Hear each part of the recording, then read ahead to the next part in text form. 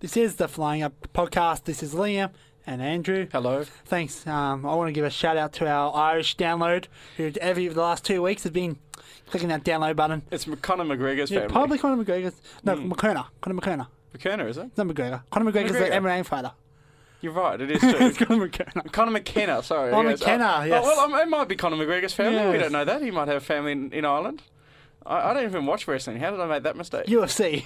Oh, exactly. So that shows how little I watch it. This is the Flying Up podcast, where we talk all things Essendon Football Club and the joys and the tribulations, not just the AFL side, but also the VFL, the esports, the women's VFL, every element of it, and just the players and changes, the history of the club, anything about Essendon, bit about Windy Hill. It's quite windy down there. It is very. Apparently there's a hill. It's quite hilly as well. Yeah, that's what I've heard. So the first loss of the season. Wish I hadn't come so early. What did you make of it? Two games in. Yes, yeah. So we've got a 50% success rate so far this season. What did you make of the Fremantle game? Very disappointing outing, to be honest. They should have done much better, considering, again, like we said last week, that if they wanted to play top four, they should have got over Freo by a good 30, 40 points. But instead, they were pretty much trailing for most of the game. Exactly. I know that is a cliche that Essendon do play better against teams that they should be beaten by and worse against teams that they should beat. But I do think it's true in this case. You're right. There was no reason why Fremantle couldn't have been we couldn't have thrashed Fremantle. Port Adelaide beat them very comfortably the week before. And just you get the sense that Fremantle were always one step ahead, didn't you? You got the sense that in the end the margin was only 16 points. And that was which isn't a thrashing, but mostly the last 5 minutes Freo took their foot off the pedal. Yeah. You could safe to say, because Essendon kicked the last 3 goals in like the last 5 minutes of the game. Yeah. And that was sort of similar pattern to what they did the week before against Adelaide, except this week it was too late and not enough. But you're right, that margin isn't really fair to how much Fremantle had done. In fact, even as late as the 16-minute mark of the fourth quarter, they were 36 points up. So that shows how close it could have been to a real thrashing. I think. Just sort of getting straight down to the details immediately, I think the biggest problem with Essendon for this round was their sloppiness and their disposals. This time, and this is the sort of way that I reckon the figures could have been reflected in the Adelaide match. I guess because we won, they were a bit better, they were a bit more in our favour. But this is the sort of pattern that we seem to see a lot with Essendon over the past few years. Fremantle got nearly 400 disposals, 399, whereas Essendon got 359. They had far less kicks. They had 50 less kicks than Fremantle, with 241 as to Essendon's 192, and they had quite a few more handballs, 167 as opposed to 158. The handballing thing, what do you think of it? Is it just the fans' imagination, or do Essendon really handball too much and then misuse it? I believe, they, especially on the weekend, a few times they should have kicked. I was more disappointed watching the game at players like Jake Stringer, like all the hype in the world. I think. It's going to sound... I've got a feeling that he might have already peaked. He's made the All-Australian like his second year. Has the premiership. And even the premiership year, he was dropped for the last 2 games of the season. Yeah. I think he's peaked as a player. What you see now is probably the best they will get out of Jake Stringer for his entire career. He might be going from Essendon in the next 3-4 years. His best has passed him. Particularly as, like you say, he's an older player and he's had success in the past. He's only 23, 24. Like, he's quite young, but... You know, some players peak when they're older, some players are good all through their career, some players peak. You know, how many times has a player been like, oh, he's going to be good, gone in 5 years? Yeah. And how many times have a player, like, I'll give you an example for Fremantle, Tabiner, who played really well on the weekend, kicked 4 goals. He's 24. You know, he's the one they're expecting a big season from. Alex Rance, who as well wasn't a big name player until... I think 24, 25. Yeah, that's true. Exactly. They kind of peak, particularly Essendon players. I mean, that once they peak, it really is something that's one thing you notice is with football, and particularly players when they peak, they really drop fast, and that's why you got the situations where people will retire sometimes at the height of their fame, like the 4 people that left North Melbourne a few years ago. Everyone was saying they were too. That wasn't the height of their fame. They got told to leave. That's true. But they were still sort of... Everyone was shocked because it had been quite a fast turnaround. I do agree that Stringer was disappointing the other night. To be honest, I think the only player that really stepped up and still wasn't enough was Green. I mean, his stepping up wasn't enough, but he did an excellent job. Did you see Green's match? Yeah, he was fantastic. I thought he was probably Essendon's best player, but I also liked... I thought Zach Merritt played okay, but he was held quite well by Bailey Banfield, which isn't good. You don't want to be held quite well by a second gamer. It was interesting how quickly the midfield shut down with that Merritt, wasn't it? And only 21 touches, really not dominant when it came to scoring. Yeah. It was just, really... Devon Smith's been a great pickup. He has been. He has been phenomenal. Pretty much, we were one of the only highlights of that game. Joe Danaher, again, something not you want to hear, a player getting held by a guy who's only played 2 games in 2 years. Yeah. Not the most best-looking thing to do, but, he was my prediction to win the Coleman this year, so hope he picks it up. Yeah. I don't understand Danaher. Like he does seem to be held very easily, doesn't he? That the same against the Adelaide match as well. He's good once he gets the ball on his own, but he seems to buckle under pressure, I suppose, is possibly the thing. That seems to be the case with his goal kicking as well. He often he's got a strategic mind, and so he's able to place the ball well just by kind of thinking off the cuff. But I wouldn't say he's good under pressure, and particularly when he's like you said, when he's held, but when there's a lot of players that seem to tag on him, that he's such a high profile Essendon player that naturally every opposition team likes to go against him and try and shut him down, and they don't do it with that much difficulty. So he was a bit slow. A lot of the other sort of key highlight players, I mean, Tip and Woody, he was fairly... Oh, I was about to talk about Tim Woody. I know there was a lot of talk on the weekend about, on the last couple of days, about Sirioli and his lack of touches of the ball. Yeah. And the thing about Cyril is that he's one of those players where he doesn't need to have 50 touches. He's an excitement machine. Maybe Tipper Woody's in the same category, but he just hasn't had the identity yet. We don't know. No. And it felt like, I think it isn't just his form. I think he's also the way that he's been played. I mean, they're putting him in the forward a lot. In fact, I think he played midfield. Yeah, a lot of the game. That was odd. With him in the midfield, when you've got such a stacked midfield. Yeah. I think you're keeping Goddard out the midfield this year. Yeah, which is probably a wise idea, I think, to be honest. To help the younger players. Yeah. I think it's wise to put Tim and Woody in the midfield because he's fast and he's agile and he's smart.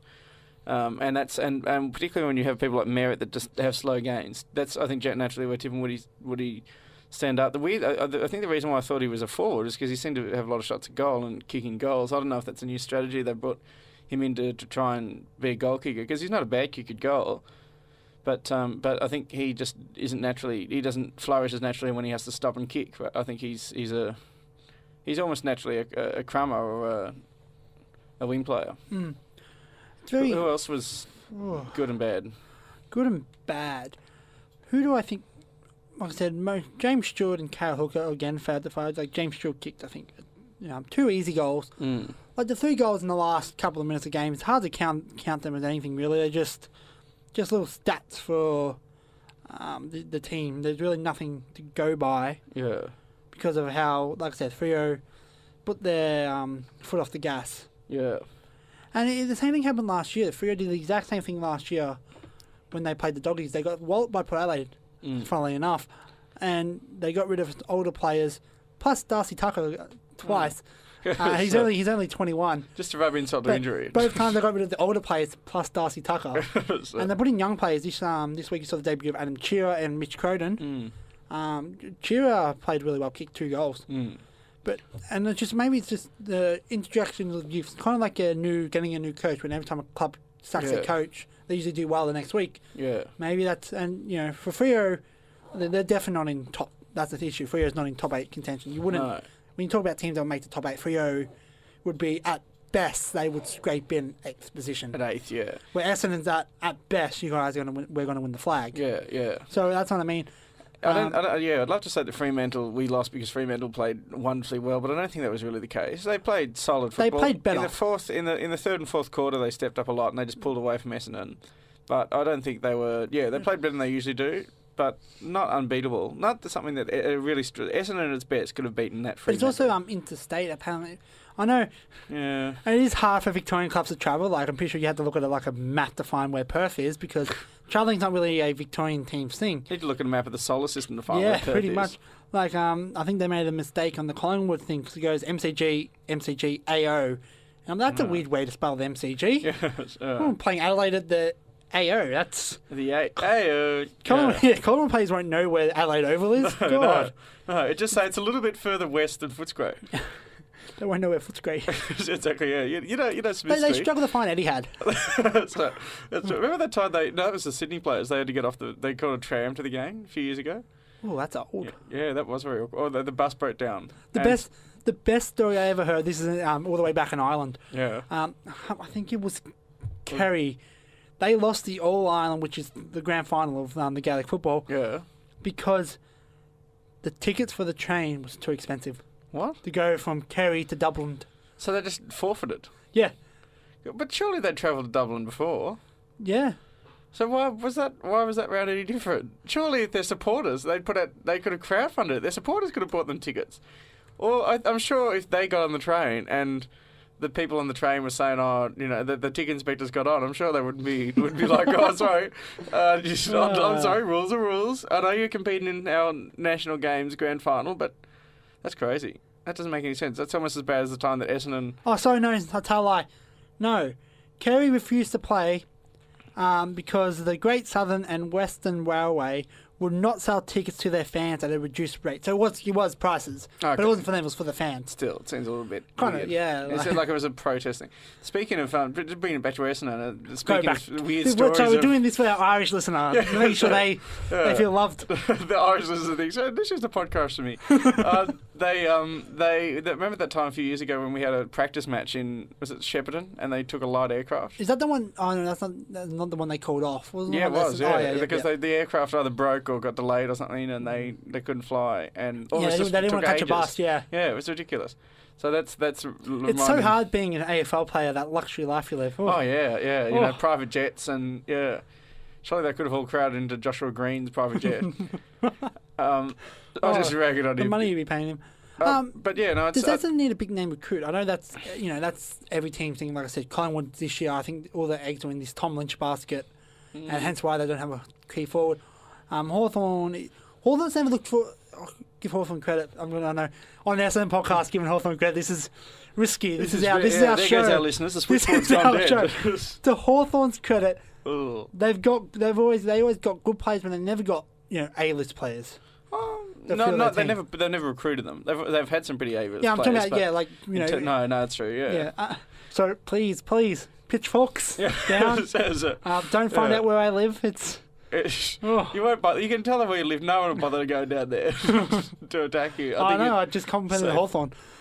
That's true. Yeah. Well, I'm probably the more likely to attack you at this rate. But Essendon is. Do they need a big name? Because they're not really lacking in areas. That's the issue. I know that interstate travel record's bad, and I think that's an issue. That's an AFL issue more than anything, because for interstate clubs, they play interstate every second week. For Victorian clubs, you play Victoria. And I think Essendon travels 6 times. Essendon pretty much travels the most, apart from clubs like Hawthorn who play secondary home games in different states. In Tasmania. So I do think Essendon's one of the most travelled actually Victorian teams. Yeah. Unlike Carlton and Collingwood, who don't leave Victoria. No. But the fact that Victorian clubs don't travel enough, is that why a lot of Victorian clubs struggle playing away? I don't think so. I mean, like you say, I mean, Essendon travels the most, so surely their effects would be. It doesn't really stack up because the teams that travel the least in Victoria. I mean, Bulldogs don't travel much either, do they? I think they travel. They travel quite a bit. They don't travel as much as Essendon. Geelong don't travel. Geelong this year aren't travelling as much as they usually do. Geelong usually plays. I think like twice in Perth, twice in Adelaide. They travel quite a lot, Geelong, but not this year. See, there are teams that are good that still travel a fair bit. I think. I mean, the travelling to Perth is the biggest adjustment because it's the longest trip. I think Port and Gold Coast will disagree with that. But Port's not as far as Fremantle. Yeah, but China. Oh, well, that's true. Exactly. Yes, yeah. So I'd forgotten about that match, like most of the rest of Australia. And China. And China. The 5 people at the match in China. No, you're right. So yeah, of course. Well, that was interesting to see that. I think, but even so, I mean, it's like it's 3 or 4 hours on a plane. Essendon wants to play in India. I don't think it's. Yeah. I heard about that. Yeah. Which I would think that would be great. Before they just around have the China game. Yeah. And have, I know 4 clubs want to play. I know Richmond, GWS, Adelaide, and Essendon. Yeah. Odd 4 clubs though. Like none of them really make sense. Have them. So have the China game. This is fantasy. Yeah, right. The China game, and also have just say Saturday and Sunday the 2 India games. Yeah, and that means all 6 teams have the bye the next week, and then we kickstart the bye round then That's instead of smart. having Gold Coast and Port have a bye round in round 8. Yeah. But yeah, Are they playing the China match again this year? Yeah. Okay. who else wants to go to China? Well, that's Well, true. I used to live in China, so I would go to China. But I can't believe that they would send those two clubs as a way of. well, it's Port thing. China and Port Adelaide has a big thing with China. So. That's true. Yeah, and Gold Coast. Yeah. And St Kilda kind of Why stuffed not? up their New Zealand experiment. I think they Yeah. stuffed up theirs because they kept on playing in Wellington. Wellington is not the hotspot. You want to play in Christchurch or Auckland. Well, Auckland. Yeah. But they played in, it's like Gridiron bringing their game. The NFL bringing their game to Canberra. Yeah, to Warragul. Yeah. Yeah, it doesn't really make sense, does it? Yeah, I'll agree Go down and play in Hurstbridge. So, I don't think but the footy barely gets attention there, let alone thing. Well, because of public transport. Yeah, exactly. We won't get you started on that. It would take less time for them to get to Hurstbridge to play Gridiron from the US. It would take less time than it would take for me to get to Hurstbridge on the Hurstbridge line at the moment. He's lining up for the shooter. Dude, don't get me started. There you go. Yeah, we've had to edit out an hour-long rant. Just getting back to what you're saying about having a big name recruit, I don't usually agree, but I tend to now, because you're right, we don't have any weaknesses. We've got to accept that. We don't have any weaknesses apart from our forward, our defence, and our midfield. But you don't have any gaping. There's no... look at Collingwood. The goal Collingwood kicking don't is have perhaps the a only one, key yeah. forward. No. Look at... look at Melbourne. Yeah. Like they just Don't look at Melbourne. But look at Melbourne. They don't really have a genuine... Apart from Jesse Hogan on the weekend, they don't really have a match winner. No. And it showed against Geelong when they lost. Geelong don't have a back line or, apart from Menzel, a good forward line. No, but they've got a few match winners. They've got your that match winner that they lost on the weekend by. Yeah, so they're very bad, but no, I mean they've got your Tom your Selwoods and your Ablett and Dangerfield. Dangerfields, your it's Tomahawks. really They've got tough. plenty of. Like who do you need to get? Like, do you need to get another midfield? I think anything. I think a forward. A forward. You got the big three. Who? Danaher, Stewart and Hooker. Yeah. Are you too tall? Yeah, I don't think they. I think the goal kicking is the area they're weakest in, and I think that's the part where you're going to find a real Because that's a legend. big issue as well. I think Freo looked so much quicker, especially coming out defence. And people treat Danaher like he's a match winner, but a big name recruit. I don't think he's that big name anymore. I think his stats don't really match up with his. That's a very cruel thing to say. And Danaher, I'm sorry if you're listening. No, I think he's a great player, a wonderful player, but I don't really think his stats line up as a high profile legendary match winner type. And I think that's why we perhaps haven't been doing as well in the forehand in the forward. I think that's just that's totally well, not totally opinion, it's stat space as well. But I mean he's still a great player, but I don't think he's. Good news is Razio Fantasia could be back against the Doggies, but apart from that, I think maybe give him another week. You're playing Bulldogs, it's not like it's going to be a big match. Yes. Well, he doesn't really need to be there, does he? Does anyone really need to show up? Wisho just called him and said, he goes, do you want me to come back, Wisho? And he goes, yeah, if you're in the area, if you feel up to it. I wouldn't underestimate the Bulldogs, though. They are really feeling these two losses. I think they'll be one to fight back. Dreadful start to the season. Yeah. But After you still such have success 2 years ago. players like Ambrose and Collier still out. They were important players once upon a time. I don't know if they're as important now. I don't think Collier is. I think they're both good players, but neither of them are the kind of people we need at the moment. I mean, Collier's a midfielder. Ambrose predominantly plays defence, doesn't he? I don't know much about Ambrose. Aaron Francis is likely to request a trade back to Adelaide. Yeah. Either Port or Adelaide. So hopefully maybe out of that you can get something, because he was pick 4? Yeah. I'd give us someone like Eddie Betts or. Yeah, their best player. Rory Sloan. Rory Sloan is out of contract. Oh, well, that'd be interesting. Yeah, it could be a thing there. So anyone else injured? Marty Gibbs. No one knew. Seems we had such a bad injury list the week before. We've recovered from it pretty well. Would you agree? So I thought you were going to continue. No, I do. We recovered pretty well. Sorry, What are you talking? Sorry, I didn't. That was a weird full stop. No, I do agree. Yeah. I do think injuries never help, but the way to test teams' depth is how the best example was the Doggies Premiership when they lost Murphy in that. Yeah. It's how teams cope with injuries. I think what really tested GWS last year as well was injuries. So it's always interesting. And we don't suffer from injuries as much as other teams because we've got twice as many players, thanks to a certain thing that happened 10 years ago. So what happened? Can you just I'd rather elaborate? Elaborate on what happened. You're not sounding like a Essendon supporter. I don't think, because of that though, we've got now twice as many players as the other team in terms of reserves and pickers, and we've got like a standard bank of very decent, more experienced players. Other teams have to go straight to complete rookies, whereas we've got this huge team. So that's where we've got a bit of an advantage. We don't suffer from injuries as much in that regard, I don't think. So Arazo Fantasia, if he's fit, he'll come in, which you'll think David Myers would be the one to make the way. Yeah. Not David Myers, sorry, Kyle Langford. Yeah. Will be the one to make way. But other players like Jackson Merritt again has been knocking on the door. Mason Redman, Mark Backley, Leuenberger, but you can't play two ruckmen. No. That's the issue with football now. Even though I have got my idea of a ruck sub, kind of like, you know how this in soccer, because you're probably a huge soccer fan, you love your soccer. Immensely. Yeah. How they always have a goalkeeper as a sub. Yeah. He's rarely used, but they have him. I think they should have a ruck sub. Yeah. Just a ruckman. He's always on the ground, and if they need a new ruckman, just... Exactly. Exactly. Even if it's not based Sorry, on... am I boring you? So, look, you're talking about soccer. Even if it was just not necessarily out of injury, just because they weren't having as good a game, it would be helpful to have a ruck sub. Yeah. And getting back to the Essendon match as well the other day, it was interesting how few hitouts, how many hitouts were won by Fremantle as opposed to Essendon. I'll just get the stats up now. I believe it was. The hitouts were... it's unfair. Unfair to do hitouts, though.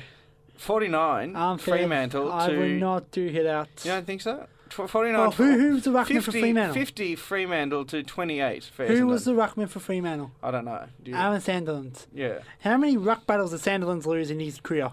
I know. But if we had... That's no excuse, though. That's like saying, just because we go up against Sydney, therefore it's okay that we lose. I mean, just because you go... Isn't it? Like, that's just because you go against a good opponent doesn't mean that you can't try and beat them, so... What you want to look at... Like, you lost the clearances, and that's the worst. Well, you won the centre clearances. Yeah. But you lost the clearances all up. You lost 30 to 32. That's the one. That's the killer. So the hitouts is never an issue, especially playing Fremantle with Sandilands. And so the VFL practice match was last week. Kicks off this week, though, with Essendon playing Frankston. Yep. So maybe... if they can survive the trip to Frankston, maybe something good will happen there. They can survive the trip back.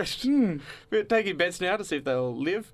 The interesting thing about Frankston is they had last year off, so they'll either be quite rusty or totally firing all cylinders ready to get back into it. But they, for some, I can't exactly remember why, but they had last season off. I think because of money. I think they got dropped. Yeah. Same with, I know North Ballarat also got dropped, but they came back and they got dropped again.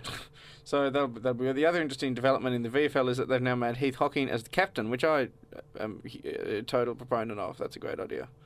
No, why? You don't think so? Heath Hocking? Well, I just think Heath Hocking's had a bit of an unlucky run in the AFL. I think he's a much better player than people give him credit for. He's always sort of been a bit of a fringe player, but I think he could have easily been one of our lead forwards. And so to have him there, and particularly he's a bit older now, but he's still got energy and still got form, I think putting him in is an excellent choice.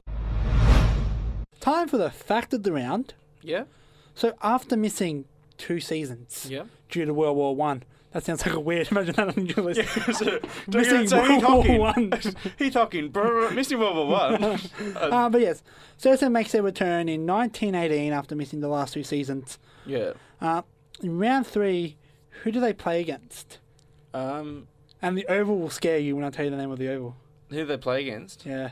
I know that. They played against... was it St Kilda? In round 3. In round 3 of 1918. Yeah.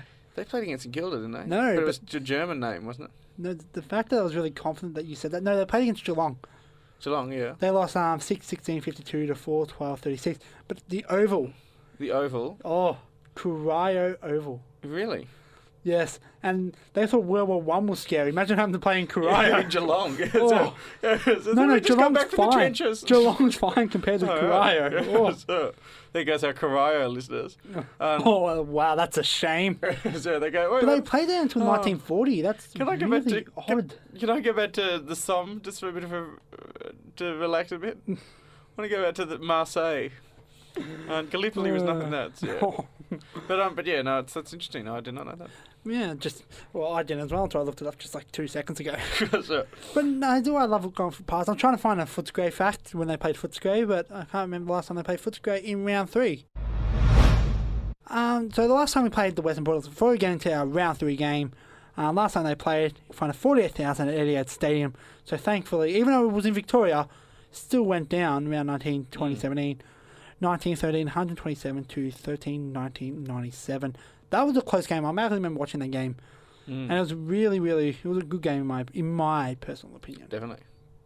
It was a good match. We've got a fairly mixed record against the Bulldogs overall. I think, like I said before, they'll be keen to hit back. I don't know what their injury list is like. It's pretty, I know it's long. I don't know let's see if we can get out the Doggies mountain injury list. I know. Let's see. I've had a rough run. Premiership player out, Premiership player out, Premiership player out, Premiership player out, Premiership player out.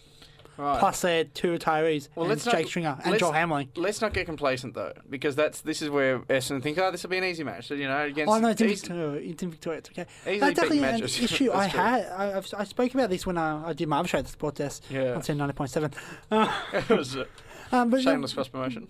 I promoted this show on my Sports Desk show, so I've got to do works both ways. Yeah. Also, in joke as well on 90.7.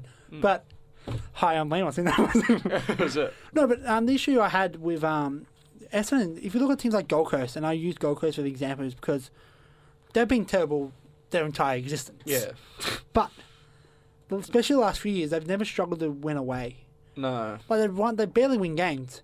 But I remember a few years ago, teams like Fremantle, when they were down the bottom, they used to only win in Perth. Yeah. West Coast, until just recently, could only win in Perth, and they were, made the grand final a few years ago. Yeah. Gold Coast.